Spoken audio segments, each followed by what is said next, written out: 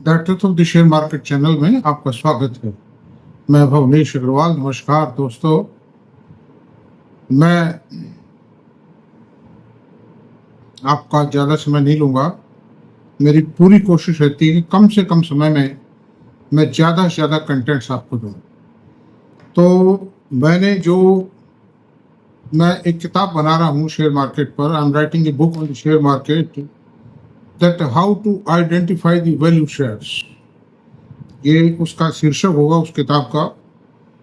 और मैं पूरी कोशिश कर रहा हूँ कि सिंपल से सिंपल भाषा में वो किताब लिखूं ताकि आम आदमी, छोटे से छोटा निवेशक, कम से कम पढ़ा लिखा आदमी भी, अगर वो 8th क्लास पास भी है तो भी वो उसको समझ सके। मुझे मेरी इंटेलिजेंस शो नहीं करनी। मेरा उद्देश्य जो है वो आम निवेशक को शेयर बाजार की तरफ रुझान बढ़े। मैं कोई एजेंट नहीं हूं किसी का भी, लेकिन चूंकि share market is a very lucrative place, अगर गरीबी से लड़ने का हथियार हो सकता है तो केवल मात्र शेयर बाजार है, बशर्ते इसके अंदर एक संयमित और संतुलित इन्वेस्टमेंट किया जाए। सट्टेबाजी मत कीजिए, ट्रेडिंग मत कीजिए। म्यूचुअल फंडों में जाइए, आप में समझ नहीं है तो, या फिर जो फंडामेंटली जो बहुत स्ट्रॉन्ग शेयर हैं, जो ग्रोइंग कंपनीज हैं, उनमें पैसा लगाइए। तो आज मैं जो किताब लिख रहा हूँ, सिर्फ मेरा उद्देश्य है, मेरे हर वीडियो के अंतर्गत उसका लिंक मिलेगा और उसकी मेंबरशिप 99 रुपीज़ है पर मंथ है। It's not a large amount. ये पैसा मैं नहीं लेता हूँ। This money is being charged. जो लोग इस वीडियो को, ये सारा जो उसका अपलोडिंग का मैनेजमेंट करते हैं, गूगल लेता है, ये सब उसमें चला जाता है। I am not taking money. तो मेरा मतलब सिर्फ इतना सा है कि जो लोग इच्छुक हों, वो जो एजुकेशन लेना चाहें, शेयर के बारे में कुछ सीखना चाहें, समझना चाहें, उसके मेंबर बन जाएं। Otherwise that's it. तो अब आज के वीडियो पर हम, जो यूट्यूब चैनल का वीडियो है मेरा, उस पर मेरा चर्चा का विषय होगा, क्या हाई पी रेशो शेयर, क्या किसी भी शेयर का हाई पी रेशो हमेशा खतरे की घंटी है या मल्टी बैगर होने का सबूत है, प्रमाण है। बहुत से मल्टी बैगर हैं, बहुत से हाई पी रेशो के शेयर हैं जो चूना लगा के चले जाते हैं। जैसे अडानी ग्रीन का शेयर था, वो 4,000 रुपये तक गया। अडानी ट्रांसमिशन, जिसको अभी अडानी एनर्जी सॉल्यूशन के नाम से जाना जाता है, उसका शेयर भी 4,000 रुपये गया। अडानी टोटल गैस का शेयर भी 2,200 रुपये गया। तो वो तो खतरे की घंटी थी। कोई बेस ही नहीं था उसका, कोई अर्निंग नहीं थी, कोई ग्रोथ नहीं थी, प्रोजेक्ट नहीं लगे थे। जो ट्रेडर्स जो थे वो फंस गए, बहुत से जो बेचारे इनोसेंट इन्वेस्टर थे वो भी फंस गए। ऐसी स्थिति ना रहे, आज का वीडियो मेरा इस उद्देश्य से है कि क्या हाई पी रेशियो जो दिखाई देता है, क्या उसमें कोई दम है या नहीं है।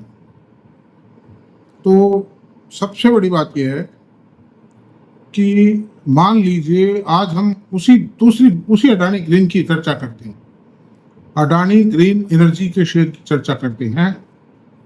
इस शेयर का पी रेशो आज भी 90 के आसपास चल रहा है। तो 90 भी बहुत ज्यादा है, वैसे तो 7-8 रुपए की ईपीएस का शेयर है, लेकिन चूंकि अब ये एक ऐसी स्टेज पे आ गया है जहां 40-50% की ग्रोथ दे सकता है और दे रहा है। कभी 30 दे देता है, कभी 40 देता है, किसी क्वार्टर में कभी 50 दे देता है, किसी में 70 भी देगा। कारण क्या है कि इनके बहुत से प्रोजेक्ट पूरे हो चुके हैं, बहुत से प्रोजेक्ट पूरे होने पर हैं और जो फ्यूचर प्लान्स है वो बहुत जबरदस्त है। I am not recommending this share. मेरा खाली एक टीचिंग के लिए, it is just like example. तो आप ये देखें अब क्या स्थिति है शेयर की। कोई शेयर हमेशा बुरा नहीं होता है, कोई शेयर हमेशा अच्छा नहीं होता है। हर चीज का एक समय होता है, उस समय के अनुसार उसको पहचानने की आवश्यकता होती है। अब मैं आपसे बता रहा हूं, जैसे ट्रेंड का शेयर है, टाइटन था, हमेशा 100, 80, 90 के आसपास इसका पी रेशो चला। ट्रेंड का पी रेशो 125, 150 के आसपास चला है, 200 भी था एक टाइम था। लेकिन उसके बावजूद भी इनका इन्वेस्टर घाटे में तो नहीं है ना, because they were reporting growth. TVS motor का पी रेशो आज भी 60% है, बिकॉज ग्रोथ इज देयर। छोटी सी इक्विटी है, ग्रोथ बहुत ज्यादा है, और टू व्हीलर के अंदर आज सुप्रीम कमांडर है मार्केट के अंदर। बजाज ऑटो और हीरो मोटो को भी इसने पीछे छोड़ा है ग्रोथ के मामले में। ट्यूब इन्वेस्टमेंट अर्निंग कोई खास बात नहीं, इसका पी रेशियो भी 80-90 के आसपास चलता है। लेकिन जो प्रोडक्ट लाइन है, प्रोडक्ट लाइन को देखना होगा, ब्रांड को देखना होगा, मैनेज को देखना, कैपेक्स को देखना होगा, आने वाले फ्यूचर प्रोजेक्शंस को देखना होगा कि इसमें पोटेंशियल कितना है। और जो बहुत अच्छे मैनेजमेंट होते हैं उनके शेयर अगर हाई पी रेशियो पे चलते हैं तो निश्चित आप मान लीजिए कि उनमें कोई न कोई पोटेंशियल। लेकिन ऐसा नहीं कि आप अडानी ग्रीन की तरफ फंस जाए कहीं 2000, 3000, 2500, 4000 में जो अडानी ग्रीन में, अडानी ट्रांसमिशन में फंसे, अडानी टोटल गैस में फंसे लोग, वैसा नहीं होना चाहिए। देखना जरूर पड़ेगा। आंख मैनेजमेंट अच्छा है इसका मतलब ये नहीं आंख मिच के आप चाहे जिस शेयर को चाहे जिसे खरीद लेना है। You have to apply your brain, और वो सब करने के लिए ही मैं आपको ये बताता हूँ सारा। मेरा और कोई चार्म नहीं है। I have no charm at all except this objective. अब मैं आपसे बता रहा हूँ HDFC बैंक है, ये 50-60 के पी रेशियो पे मिल रहा है। अडानी पोर्ट का शेयर है, इसमें ग्रोथ भी है, मार्जिन भी है, मैनेजमेंट भी है, कैपेक्स भी है, सब कुछ है। उसके बावजूद भी ये शेयर 27 के पी रेशियो पे मिल रहा है।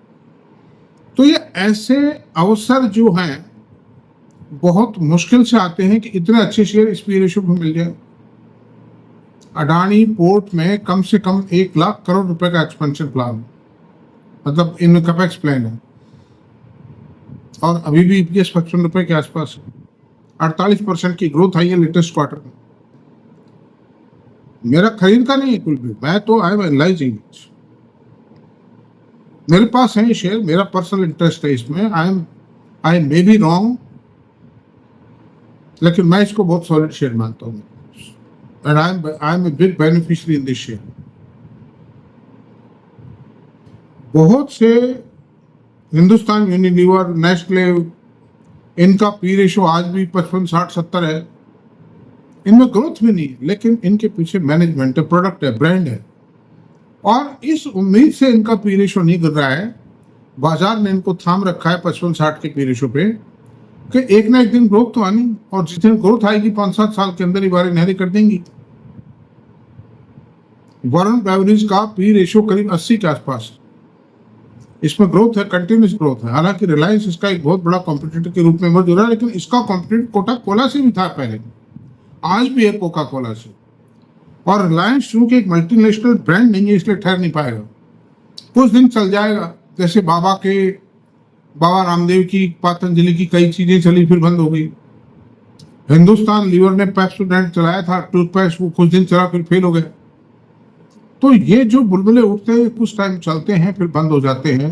रिलायंस के जो कैंपा कोला है जी, मैं नहीं समझता, I am share holder of Reliance, मैं नहीं चाहूंगा कि इसका प्रोडक्ट फेल हो, लेकिन मल्टीनेशनल ब्रांड के सामने लोकल ब्रांड में आप चाहे आप कितना ही मतलब उसमें नमक मिर्च डाल दीजिए, कितना ही मसाला डाल दीजिए आप, या कितना ही स्टेरॉइड लगा दीजिए आप उसके, वो ब्रांड लंबे टाइम नहीं चल पाता।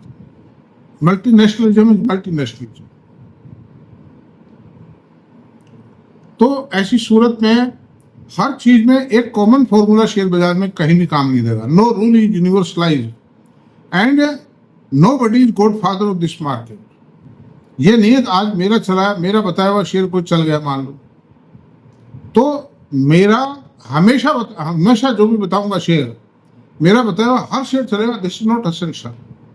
आप अपना माइंड अप्लाई कीजिए, और ये मैं जो फंडामेंटल्स बताता हूँ, जो एथिक्स बताता हूँ, वो बहुत काम की है। बहुत से लोग कहते मिल जाएंगे जी, वहाँ बचाता है, काम का निभाग खाता है, तो टाइम खराब करता है, लेकिन ये सटोरियर ज्वारियों की भाषा हो सकती है। जो आदमी शेयर बाजार में लंबी पारी खेलना चाहता है, उसके लिए ये सब चीजें लागू नहीं होती हैं। हमारे बहुत से एक्सपर्ट आते हैं टीवी पे, वो कहते हैं भारत की वैल्यूएशन ज्यादा है। मैं इस बारे में 3-4 वीडियोस बना चुका हूं और मैंने दुनिया पूरे वर्ल्ड के कंपैरिजन लिए हैं। जीडीपी कितनी है और वहां का पी रेशो क्या है, और भारत की जीडीपी क्या है, यहाँ का पी रेशो क्या है। अरे भाई, ग्रोथ तय करेगा ना पी रेशो की हाइक। कितना पी रेशो हो ये तो, और क्या पी रेशो जस्टिफाइड है, ये तो ग्रोथ तय करता है। तो जिस कंट्री की ज्यादा ग्रोथ है उसका ज्यादा पी रेशो होगा। ज्यादा है भी नहीं। अमेरिका की ग्रोथ जो 2.5% के आसपास है, उसके मुकाबले हमारी ग्रोथ तो 7% है, लेकिन हमारा पी रेशो अमेरिका से कम है, जापान से कम है, यूरोप से कम है, चाइना से कम है, हाँ सबसे कम है, जर्मनी से, इंग्लैंड से, फ्रांस से सबसे कम है हमारा पी रेशो। और अगर in proportion to GDP and P ratio दोनों को मैथमेटिकली कैलकुलेट, मैं कर चुका हूं सब कुछ, आप मेरी वीडियो देख लीजिए पहले, तो भारत का पी रेशो बहुत कम है। अच्छा, इसी देश के अंदर HDFC बैंक, जिसका कोई समय पर जबकि 30% ग्रोथ दर था, 35 का पी रेशो था, लेकिन आज जब इसकी ग्रोथ कम है तो 20-22 के पी रेशो मिल रहा है। अडानी पोर्ट का जब ये लिस्ट हुआ था तो 1200 रुपए तक गया था 10 फेस वैल्यू शेयर, लेकिन आज टू पेड अप शेयर ये 1500 1450 रुपए के आसपास है, जबकि इसमें ग्रोथ आ गई, उसमें अर्निंग ही नहीं थी मतलब। और मार्केट फेंक देगा। रिलायंस पावर का जब शेयर लिस्ट हुआ था 430 रुपए में IPO आया था और 425-30 पे लिस्ट हुआ था ये शेयर, लेकिन मार्केट ने उस शेयर को कुचल दिया, रगड़ दिया। क्यों? There was no earning. Market एक एक चीज का हिसाब लगाता है, लेकिन भोले भाले जो इन्वेस्टर्स हैं उनको फंसाकर उनकी चटनी भी कर देता है, खा भी जाते हैं ऑपरेटर्स। और इसमें जो शेयर मार्केट का मीडिया है उसकी भूमिका बहुत खराब होती है। वो बोल्डली क्यों नहीं बोलते हैं चैनल के ऊपर कि इसका पी रेशो बहुत आई है, ये शेयर मत खरीदिए। उनकी ड्यूटी नहीं बढ़ती है, मोरल ड्यूटी नहीं बढ़ती है उनकी, दे आर ड्यूटी बाउंड। वो हैं इसीलिए, लेकिन दे डू नॉट, स्पष्ट शब्दों में क्यों नहीं कहते हैं वो, काय के लिए है वो चैनल। तो खैर, तो मेरा मतलब ये है कि शेयर को दोस्तों पहचानना सीखो, काबिल बनो, पढ़ो लिखो। शेयर बाजार में पैसा बहुत है, इतना पैसा कहीं भी नहीं है। आप कैसे शोरूम खोल लीजिए, फैक्ट्री लगा लीजिए, और कुछ भी आप कर लीजिए, सब्जी की दुकान खोलिए, रेस्टोरेंट खोलिए, मिठाई की दुकान खोलिए, इतना प्रॉफिट कहीं नहीं, provided you make your investment in proper way. मैं अपनी बात बताता हूँ, मैं I was not in A position, जब मैं सर्विस करता था मुझे तनख्वाह मिलती थी, पोस्ट भी अच्छी थी, गस्टेड ऑफिसर था, लेकिन वो जमाना था तनख्वाह कम थी। मेरी साइकिल से मैं चलता था, साइकिल के ये बात है 80s की, मैं साइकिल से चलता था। मेरी साइकिल के टायर जब घिस जाते थे या टायर में छेद हो जाता था तो मैं गेटिस लगाता था। उससे साइकिल जो पंचर वाला था उससे कहता यार गेटिस लगा दे, अभी तो पैसा नहीं है। और टायर भी 20-25 रुपए का आता था, लेकिन वो 20-25 भी नहीं होते थे। लेकिन आज मेरी कार के टायर में, अगले टायर में एक छेद हो गया, जब फूल गया थोड़ा सा, तो my son was there with me. मैंने उससे कहा घर बाद में जाएंगे, पहले टायर बदलवाना है। I spend 16,000 rupees in seconds में, मैंने खर्च कर दी सोलह को। नहीं, मैं कहा गाड़ी फिट रहनी चाहिए। तो आज विदेश यात्राएं करते हैं, बढ़िया होटल्स में ठहरते हैं, इंडिया में भी घूमते फिरते हैं, बढ़िया तरह से घूमते फिरते हैं, अच्छा खाते पीते हैं, अच्छा पहनते हैं, अच्छे मकानों में रहते हैं। This is all behind the share, due to share market. कभी सोचा ही नहीं था हमने।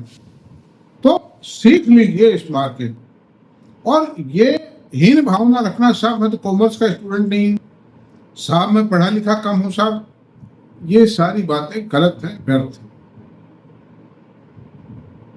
ये एक ऐसी चीज है, ऐसा सब्जेक्ट है, अगर आप इस बारे में गंभीर हैं तो आप निश्चित रूप से सीखें।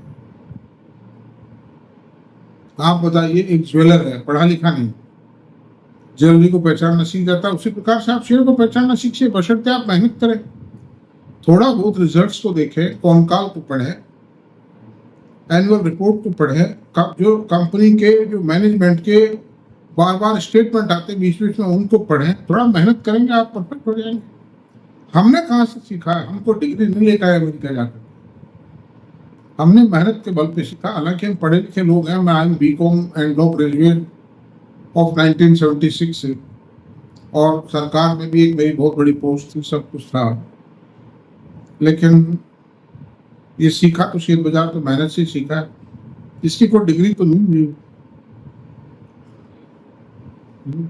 जो MBA फाइनेंस हैं और बड़े बड़े फंड मैनेजर्स हैं, वो भी कहीं सीख के आए क्या?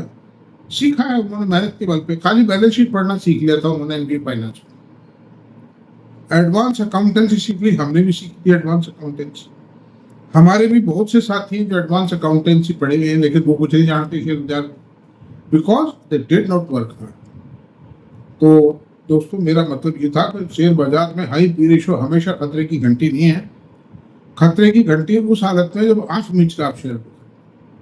तो थैंक यू, चर्चा समाप्त करते हैं। और आपको अगर मेरा वीडियो पसंद आया तो प्लीज सब्सक्राइब करें। Thank you.